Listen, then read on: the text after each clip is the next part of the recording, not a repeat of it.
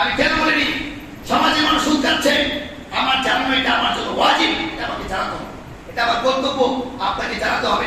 ভাই সুদ খেলে না, সুদ এমন এক খারাপ জিনিস। রাসূল সাল্লাল্লাহু আলাইহি ওয়াসাল্লাম তিনি বলেন সুদের 60-এরও অধিক গুনাহ রয়েছে, তার মধ্যে সবচেয়ে নিম্নতম গুনাহ হচ্ছে অথচ সমাজের মানুষ সুদ খাচ্ছে। নাউযুবিল্লাহ মিন যালিক। আল্লাহ পাক রব্বুল কারীম আমাদেরকে সুদ খাওয়া থেকে বিরত রাখুন, আল্লাহুম্মা আমিন। আল্লাহ পাক রব্বুল কারীম যারা ঘুষ খায়, আল্লাহ পাক রব্বুল কারীম আমাদেরকে ঘুষ খাওয়া থেকে বিরত রাখুন, আল্লাহুম্মা আমিন। সম্মানিত উপস্থিতি, তো যখন কোরআনের কোনো কথা বলা হবে, একজন মুমিন কখনো প্রতিবাদ করবে না, তাকে ছেড়ে দাও, সে কোরআনের কথা বলো, আপনি শুনুন কোরআনের কি কথা বলছে, কোরআনের কি কথা বলছে, আপনার আমলে নিয়ে আসুন, ওই কথাগুলো আপনার আমলে নিয়ে আসুন। আল্লাহ পাক রব্বুল কারীম আমাদেরকে সেই তৌফিক দান করুন, আল্লাহুম্মা আমিন।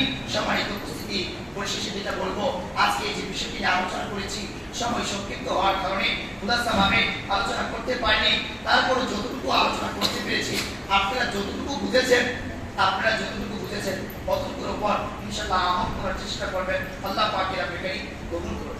সম্মানিত উপস্থিতি, তো আজকে আলোচনার বিষয় ছিল প্রকৃতপক্ষে সফলতা কি, প্রকৃতপক্ষে সফলতা। আমি এই দীর্ঘক্ষণ আলোচনা করার মাধ্যমে আপনাদেরকে এটাই বোঝাতে চেয়েছি